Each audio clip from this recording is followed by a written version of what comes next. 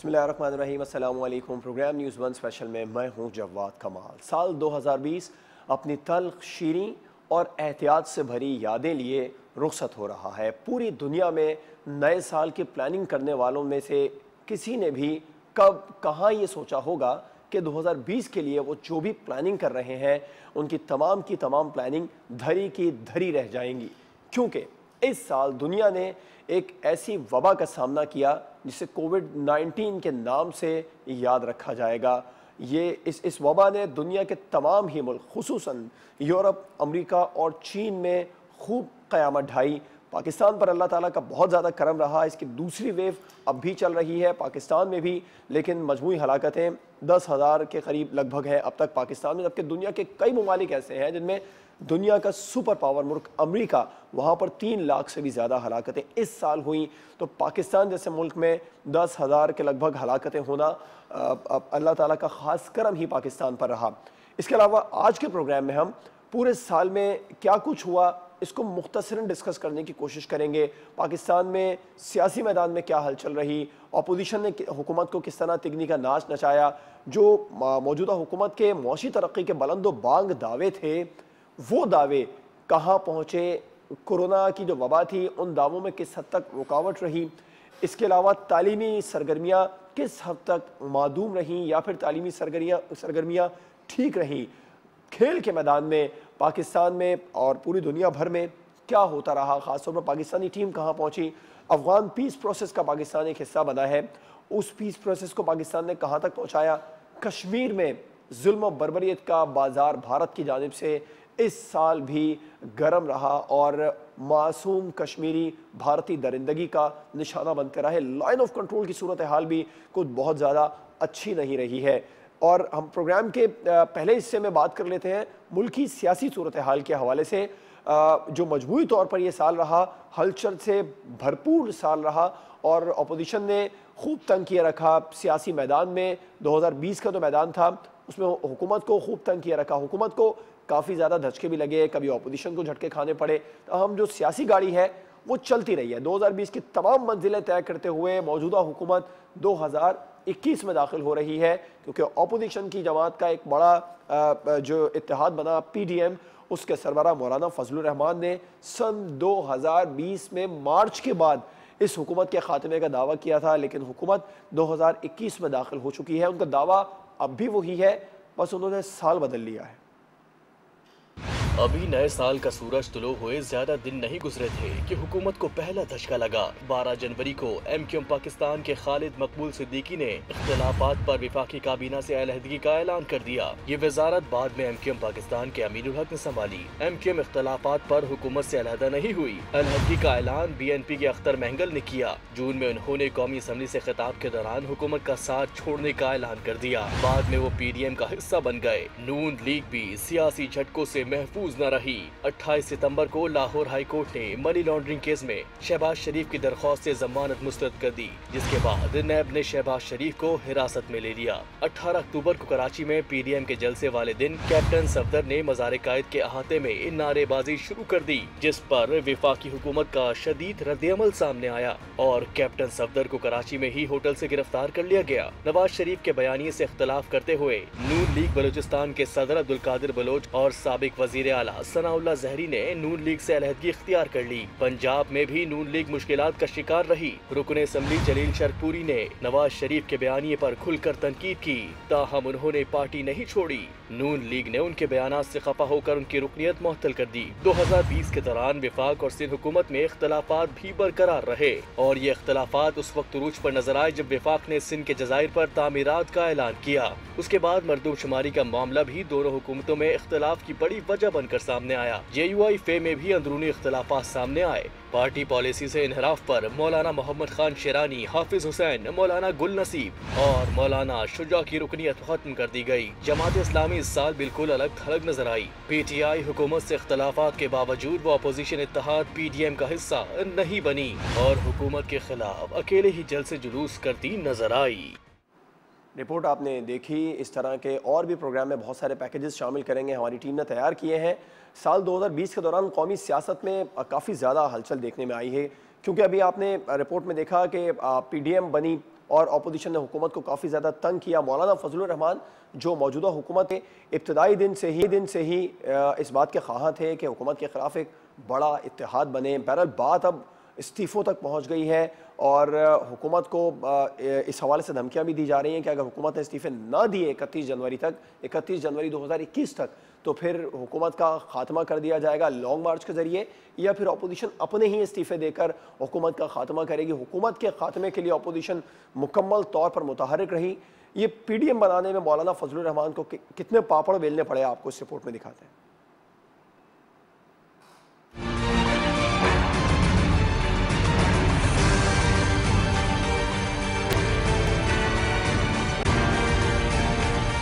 2020 के दौरान JUI के सरबराह मौलाना फजलुर रहमान अपोजिशन जमातों को इकट्ठा करने की कोशिशों में मसरूफ नजर आए। रहबर कमेटी को फिर से फाल किया गया और इसके कई इजलास हुए। मौलाना फजलुर रहमान की कोशिशें बारावर साबित हुई और 20 सितंबर को अपोजिशन की ऑल पार्टीज कॉन्फ्रेंस बुलाई गई, जिसमें PDM के कयाम का ऐलान किया गया। अपोजिशन के मुर्दा जिस्म में जान पड़ गई। मौलाना फजलुर रहमान इस 11 जमाती इत्तेहाद के सरबराह बने। PDM की जानिब से वजीर आजम के इस्तीफे और मुल्क में नए इंतखाबात का मुतालबा किया गया, जबकि हुकूमत ने इस मुतालबे को गैर आईनी करार दिया। PDM के तहत 16 अक्टूबर को गुजरावाला में पहला पावर शो हुआ। 18 अक्टूबर को कराची में मैदान सजाया गया। 25 अक्टूबर को कोयटा में PDM का जलसा हुआ। 22 नवंबर को मुल्तान में ताकत का मुजाहरा किया गया, जिसमें पीपल्स पार्टी ने आसिफा भुट्टो को सियासी मैदान में उतारा। आसिफा ने मुल्तान जलसे से खिताब किया। 13 दिसंबर को लाहौर में सियासी पावर शो हुआ। 27 दिसंबर 2020 का आखिरी जलसा लाड़काना में हुआ। अपोजिशन के जलसों में एक तरफ हुकूमत से इस्तीफों का मुतालबा किया गया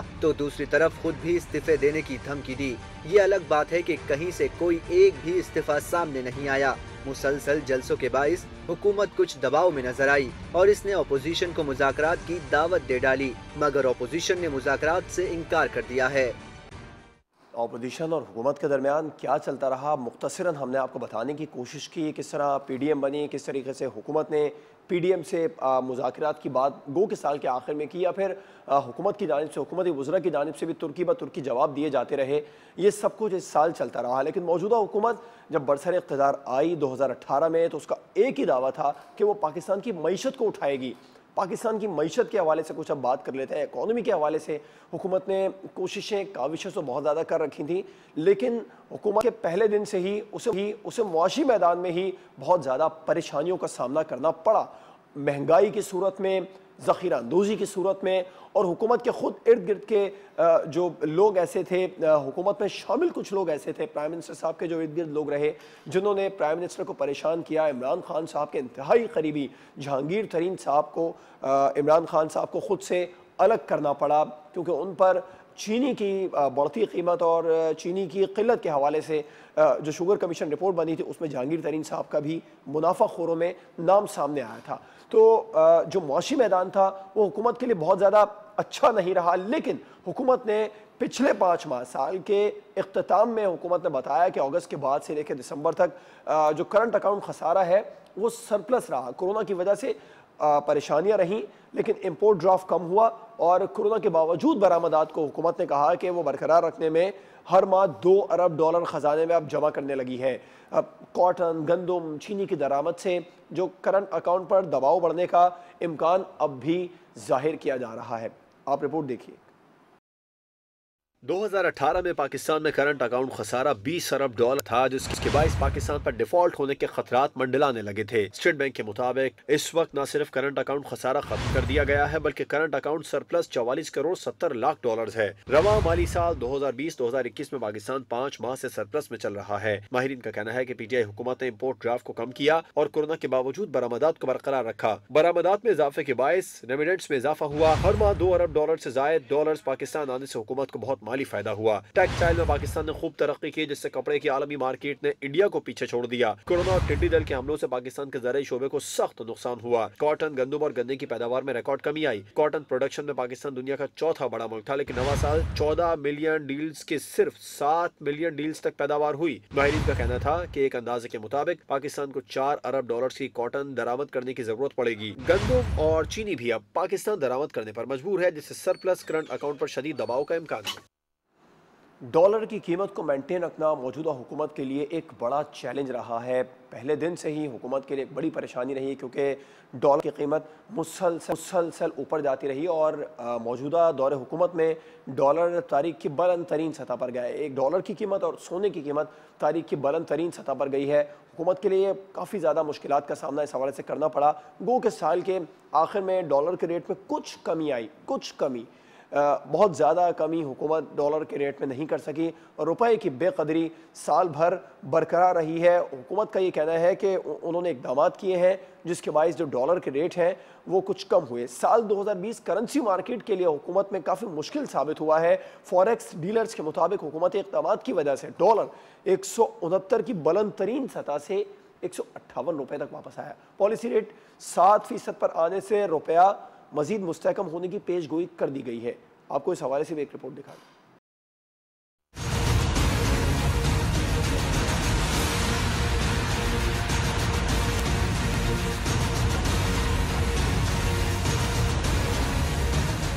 साल 2020 के आगाज पर पाकिस्तान करेंसी मार्केट ओपन और इंटर बैंक में डॉलर 155 रुपए 55 पैसे पर ट्रेड करता रहा। जैसे जैसे कोरोना वायरस की वबा ने पाकिस्तान को मुतासिर किया, डॉलर की ऊंची उड़ान शुरू हुई। फरवरी से अगस्त के दौरान डॉलर की कीमत में 14 रुपए का इजाफा रिकॉर्ड किया गया और माह अगस्त में डॉलर मुल्क की तारीख की बुलंद तरीन सतह 69 रुपए 13 पैसे तक पहुँच गया, जबकि ओपन मार्केट में डॉलर अगस्त में 168 रुपए रहा। स्टेट बैंक की जानिब से रोशन डिजिटल अकाउंट खोला गया जिसमें पिछले 3 माह से हर माह 2 अरब डॉलर बैरून मुल्क पाकिस्तानियों की जानिब से भेजे जा रहे हैं, जिससे रुपये की कीमत मजीद मुस्तहकम हो रही है। फॉरेक्स डीलर्स रहनुमा जफर पराचा के मुताबिक स्टेट बैंक की सख्त पॉलिसी, हंडी में कमी और कमर्शियल बैंकों में अजारादारी कम होने से डॉलर रेट कम मुस्तहकम है और पिछले 1 माह से डॉलर इंटर बैंक और ओपन मार्केट में 158 करीब ट्रेड कर रहा है। इस पूरे साल में इंटर बैंक और ओपन मार्केट का 10-20 पैसे का फर्क रहा है। नॉर्मली हमारी ओपन मार्केट इंटर बैंक से कम रही है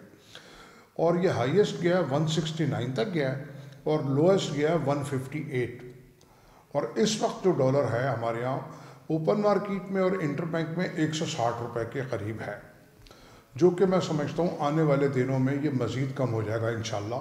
फॉरेक्स डीलर्स के मुताबिक पाकिस्तान के फॉरेन रिजर्व्स 20 अरब डॉलर तक पहुंच गए हैं और जिससे रुपया मजीद मुस्तहकम होगा। इस साल पाकिस्तान का करंट अकाउंट सरप्लस में जाने की वजह से आइंदा कुछ माह में डॉलर रेट 155 रुपए पर वापस आने का इम्कान है। कैमरा टीम के साथ यासिर सलीम, न्यूज़ 1 कराची। प्रोग्राम के पहले हिस्से में मुल्क की सियासी और मुआशी सूरत हाल के बारे में आपको बताया। अब मुझे ब्रेक पर जाना और ब्रेक के बाद पाकिस्तान का किरदार अफगान पीस प्रोसेस में क्या रहा, इस पर बात होगी। सी पैक कहाँ तक पहुँचा, कश्मीर में भारत की जानिब से जो दरानंदाजी की गई, जो जुल्म का बाजार गर्म किए रखा, वो किस हद तक आलमी दुनिया की तवज्जो का मरकज़ बना, पाकिस्तान क्या किरदार अदा कर सका, एक ब्रेक के बाद पर बात होगी।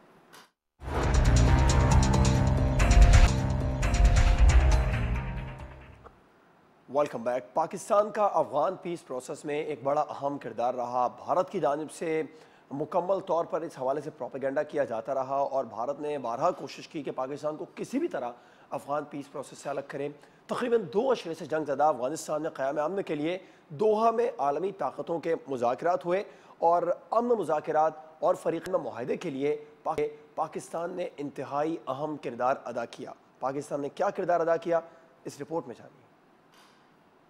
अफगानिस्तान में गुज़िश्ता कई दिहाइयों से जारी जंग के बाद कतर के दारुहा में बैनुल अफ़गान मुज़ाकरात पर पूरी दुनिया से मज़बूत रद्द अमल सामने आया। तारीखी बैनुल अफ़गान इजलास के पहले दौर में इलाकाई ताकतों ने बढ़ चढ़ कर हिस्सा लिया। फरीकैन में पहले तहरीरी मुआहदे का अक़वाम मुत्तहिदा और अमरीका ने खैर मकदम किया। अफगान अमन अमल में पाकिस्तान ने कलीदी किरदार अदा किया। अफगान अमन अमल को आगे बढ़ाने के लिए तालिबान के सियासी कमीशन के वफद ने वज़ीर आज़म इमरान खान से मुलाकात की। तालिबान का वफ्द मुल्ला अब्दुल गनी बरादर की सरबराही में वजीर खारजा शाह महमूद कुरैशी से भी मिला। मुल्ला अब्दुल गनी बरादर ने अफगानिस्तान में क़याम अमन के लिए पाकिस्तान की मसालेहाना काविशों की तारीफ की।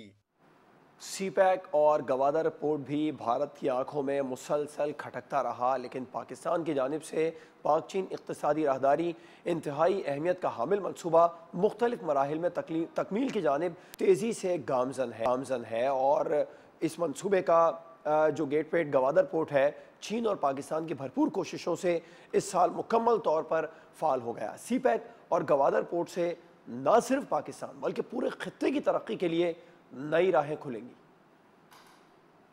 पाक चीन इक्तिसादी राहदारी खित्ते का गेम मंसूबा। 2015 में शुरू होने वाला पाक चीन इक्तिसादी राहदारी मंसूबा चीन के one belt one road programme का हिस्सा है, जिसका मकसद चीनी इलाके संगयांग को पाकिस्तान की बंदरगाह गवादर से मिलाना है। पाक चीन इक्तिसादी राहदारी प्रोजेक्ट में मोटरवेज, रेल इंफ्रास्ट्रक्चर, तवानाई, टेक्नोलॉजी और सियासी मंसूबों, सनती जोन और गवादर बंदरगाह की तामीर शामिल है। माशी माहिरीन के मुताबिक पाक चीन इक्तिसादी राहदारी से पाकिस्तान में तिजारती और सनती सरगर्मियाँ तेज होंगी, मईशत में इस्तेहकाम आएगा, 15 लाख लोगों को रोजगार हासिल होगा और गुर्बत में कमी लाने में मदद मिलेगी। दूसरी जानिब पाक चीन इक्तिसादी राहदारी के मरकजी हिस्से गवादर पोर्ट को नवंबर 2020 में मुकम्मल फाल कर दिया गया और बंदरगाह पर कार्गो हैंडलिंग शुरू हो गयी। गवादर पोर्ट की तामीर 90 की दिहाई में शुरू की गयी थी, जो सदर परवेज मुशर्रफ के दौर में मुकम्मल हुई, लेकिन पोर्ट को फाल होने में तवील अरसा लगा। गवादर पोर्ट की बदौलत पाकिस्तान न सिर्फ खित्ते का तिजारती मरकज बनने के लिए तैयार है, बल्कि अहम जियो स्ट्रेटेजिक पोजीशन का भी हामिल हो गया है। इस पोर्ट से अफगानिस्तान, तुर्कमानिस्तान, काजाकिस्तान, ओमान, मुत्तहिदा अरब इमारात, सऊदी अरब, ईरान और चीन भी माशी और सनती तरक्की के नए दौर का आगाज हो सकता है। एक तरफ भारत सी पैक को मुतासिर करने, गवादर पोर्ट को मुतासिर करने और जो अफगान पीस प्रोसेस है उसमें पाकिस्तान का किरदार, उसको मुतासिर करने के हवाले से साल भर कोशिशें करता रहा, तो दूसरी जानिब कश्मीरियों के खून से होली भी खेलता रहा। 5 अगस्त 2019 के बाद मकबूजा कश्मीर की हैसियत तो बदली मगर हालात ना बदल सके। पूरा साल कर्फ्यू रहा, मोबाइल और इंटरनेट सर्विस की मअतली रही, जाली और फर्जी मुकाबलों में ये साल भी गुजरा और 2020 में जनवरी से दिसंबर तक 249 कश्मीरी शहीद कर दिए गए। हम क्या चाहते लेके रहेंगे, भारत से लेंगे।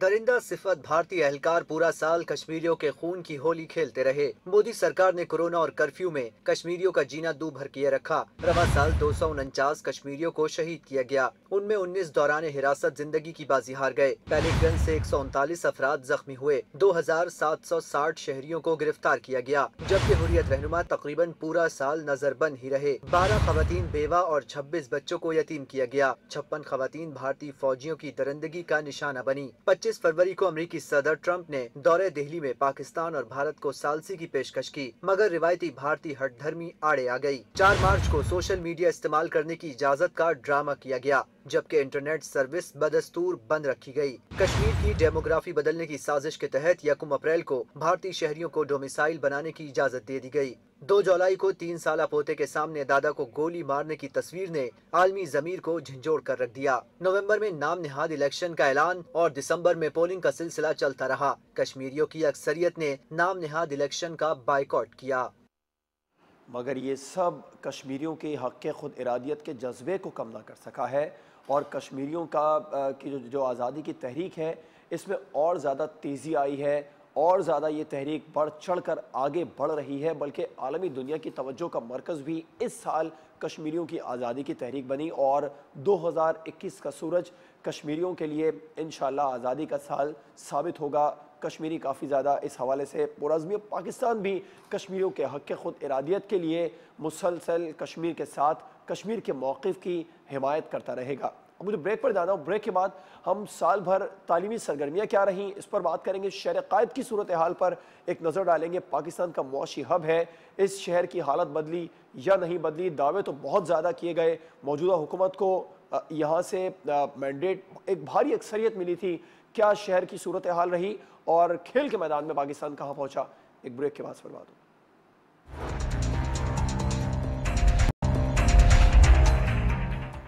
Welcome back. तालीमी सूरत हाल साल भर अच्छी नहीं रही क्योंकि कोरोना के 22 साल का बेशतर वक्त मुल्क भर में तालीमी इदारे बंद ही रहे।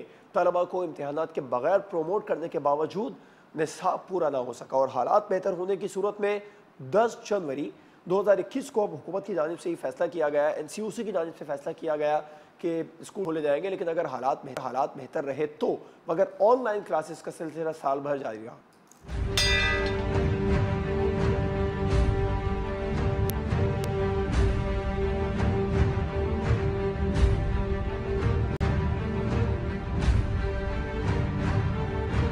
कोविड-19 के बायस मुल्क भर में तालीमी इदारे बंद हैं। तलबा की बहुत कलील तादाद ऑनलाइन क्लासेस के जरिए तालीम हासिल कर रही है। बेशतर तलबा खास तौर पर देही इलाकों के तलबा तालीम हासिल करने से महरूम है। कराची में कोरोना का पहला केस 26 फरवरी 2020 को सामने आने के बाद तालीमी इदारे इब्तिदाई तौर पर 27 और 28 फरवरी को पहली बार 2 रोज के लिए बंद किए गए, जिसके बाद सिंध हुकूमत ने तालीमी इदारों को 28 फरवरी की रात मजीद 15 रोज के लिए 15 मार्च तक बंद कर दिया। पाकिस्तान के दूसरे सूबों में भी कोविड के केसेस सामने आने का सिलसिला शुरू हुआ तो विफाकी सतह पर पूरे मुल्क के तालीमी इदारों को 16 मार्च से 31 मई तक बंद रखने का फैसला सामने आया। जब सिंध समेत मुल्क के दीगर सूबों में कोरोना के केसेस का सिलसिला न थमा तो तालीमी इदारों की बंदिश में मजीद 3 माह का इजाफा किया गया। हुकूमत पाकिस्तान ने मुल्क में कोरोना वायरस की दूसरी लहर में तेजी के बाद 26 नवंबर से 10 जनवरी तक तमाम तालीमी इदारे बंद करने और आइंदा माह होने वाले तमाम इम्तिहानात भी मुलतवी करने का ऐलान किया है। वफाकी वजीर तालीम शफकत महमूद ने बैनुल सूबाई वज़राए तालीम से मुशावरत के बाद ऐलान किया कि 26 नवंबर से 24 दिसंबर तक मुल्क भर के तमाम स्कूल, कॉलेजेस, यूनिवर्सिटीज और ट्यूशन सेंटर्स बंद रहेंगे। तालीम इदारे बंद होने के बायस मुल्क के शहरी इलाकों में गूगल क्लासरूम से लेकर व्हाट्सएप और फेसबुक ग्रुप्स तक मुख्तलिफ तरीकेकार इस्तेमाल में लाए जा रहे हैं।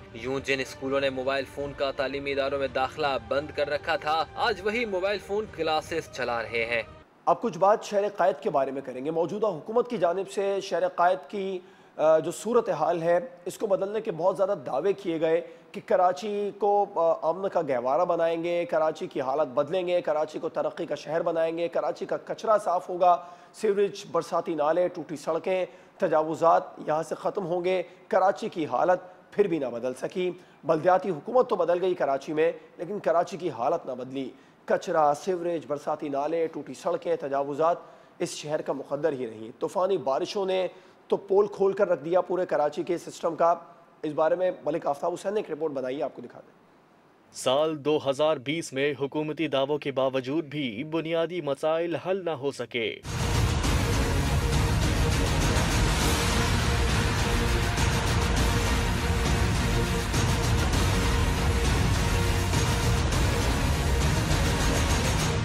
2020 में MQM की बल्दियाती पीपल्स पार्टी की सूबाई और कराची से 14 कौमी असम्बली की सीटें जीतने वाली PTI की वफाकी हुकूमत कोई भी कराची के मसाइल हल न कर सकी। 30 अगस्त को बल्दियाती मुद्दत खत्म हुई। बल्दियाती दौर में सिटी कौंसिल के कई इजलास हंगामा आराई की नजर हुए।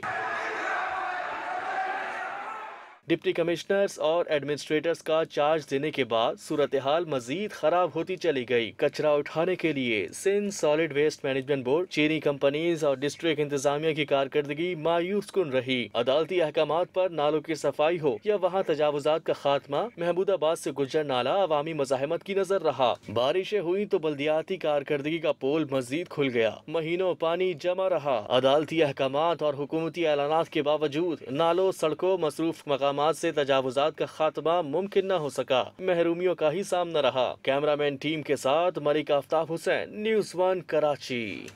कराची के शहरी कभी वफाकी हुकूमत, कभी शहरी हुकूमत और कभी सूबाई हुकूमत की तरफ देखते रहे, लेकिन कराची के मसाइल हल ना हो सके। आगे बढ़ लेते हैं खेलों के मैदान से। हम आपको खबर देते हैं, साल 2020 में पाकिस्तान की टीम तीनों फॉर्मेट्स में रैंकिंग में ऊपर ना आ सकी। बाबर आजम तीनों फॉर्मेट्स में टॉप 10 बल्लेबाजों में शामिल रहे।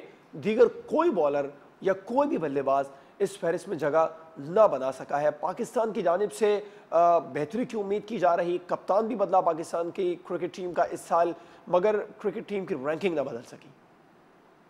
2020 पाकिस्तान टीम के लिए रैंकिंग के हवाले से मिला जुला रहा। कौमी टीम किसी फॉर्मेट में टॉप 3 में न आ सकी।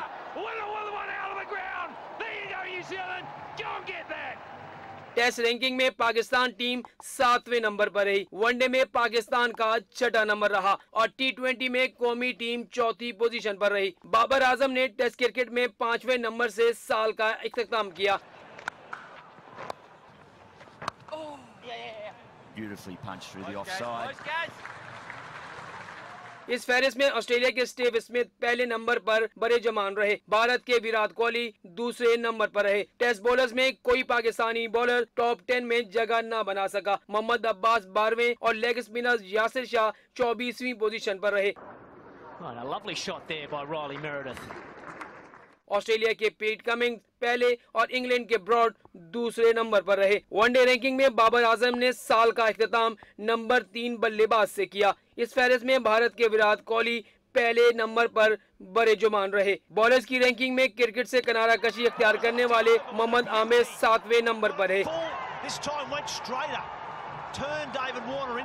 दीगर कोई पाकिस्तानी बॉलर टॉप 10 में शामिल नहीं। इस फहरिस्त में शाहीन जाफरीदी 15वें नंबर पर है। वनडे में पहली पोजीशन ट्रेंट बोल्ट के पास है। T20 में कप्तान बाबर आजम का दूसरा नंबर रहा। ताम सीरीज न खेलने पर इनके 51 पॉइंट्स कम हो गए। टॉप 10 बल्लेबाजों में कोई दूसरा पाकिस्तानी बल्लेबाज शामिल नहीं। रैंकिंग में इंग्लैंड के डेविड मेलान पहले और भारत के लोकेश राहुल का तीसरा नंबर है। टॉप 10 T20 बॉलर्स में कोई भी पाकिस्तानी बॉलर मौजूद नहीं। साल के आखिर में इमाद वसीम 3 दर्जे तंजुली के बाद 8वें से 11वें नंबर पर चले गए। शादाब खान भी न्यूजीलैंड के खिलाफ सीरीज में तंजुली के बाद 17वें नंबर पर पहुंच गए। इब्तदाई दोनों पोजीशन अफगानिस्तान के राशिद खान और मुजीबुर रहमान के पास हैं। बदियुज़्ज़मा, न्यूज़ 1, कराची। और प्रोग्राम के आखिर में बात पाकिस्तान के उन सितारों की करेंगे जो इस साल इस जहान फ़ानी से कूच कर गए। साल 2020 गुजर गया, फ़न और अदब की कई नामवर शख्सियात भी अपने साथ ले गया। लेजेंड तारिक अजीज़, मारूफ कॉमेडियन अबादुल्ला और सबिया खान भी हम में ना रही, लेकिन उनकी यादें आज भी लाखों मदाहों के दिलों में जिंदा है। अस्सलाम वालेकुम। पाकिस्तान टेलीविजन सर्विस की जानिब से तारिक अजीज आपसे मुखातिब है। ख़वातीन और हज़रात, आज और नवंबर की 26 तारीख, आज का यादगार दिन पाकिस्तान में टेलीविजन के हवाले से एक तारीख साज दिन है। शायर, अदीब और PTV के पहले एंकर तारिक अजीज भी सन 2020 में हमसे बिछड़ गए। उनका नीलाम घर कई दहाइयों तक नाज़रीन में मकबूलियत का रिकॉर्ड बनाता रहा। देखती आंखों सुनते कानों आपको हिना समी और तारिक अजीज का सलाम पहुंचे। नात ख्वां महबूब अहमद हमदानी भी कैंसर से लड़ते हुए 72 बरस की उम्र में खालिक हकीकी से जा मिले। नल करके गार शिगार चलिए शहर मदीने नू, इत्थे दिल नहीं लगदा यार, चलिए शहर मदीने नू। मारूफ कॉमेडियन और स्टेज की दुनिया का बड़ा नाम अमानुल्लाह भी मदाहों को उदास कर गए। उन्हें सन 2018 में सदारती प्राइड ऑफ परफॉर्मेंस के एजाज से भी नवाजा गया था। चुप के रात दिल आंसू बहाना याद है। लॉलीवुड की हीर भी हम में ना रही। अदाकारा फिरदौस 16 दिसंबर को इंतकाल कर गईं। उन्होंने हीर रांझा समेत 150 से ज्यादा फिल्मों में काम किया।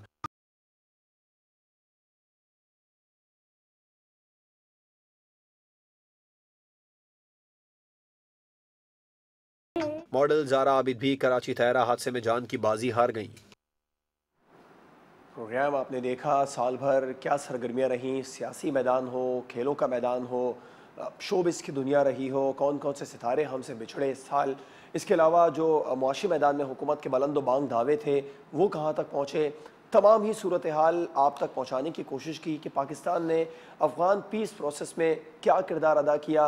कश्मीर में भारत की जानिब से इस साल कितनी ज़्यादा कश्मीरियों के खून से होली खेली गई और कश्मीरी किस हद तक, पाकिस्तान किस हद तक आलमी दुनिया को ये बताने में कामयाब हुआ कि भारत कश्मीर में जुल्म कर रहा है, भारत कश्मीर पर नाजायज़ काबिज़ है और कश्मीरियों के हक़ ख़ुद इरादियत को दबा रहा है।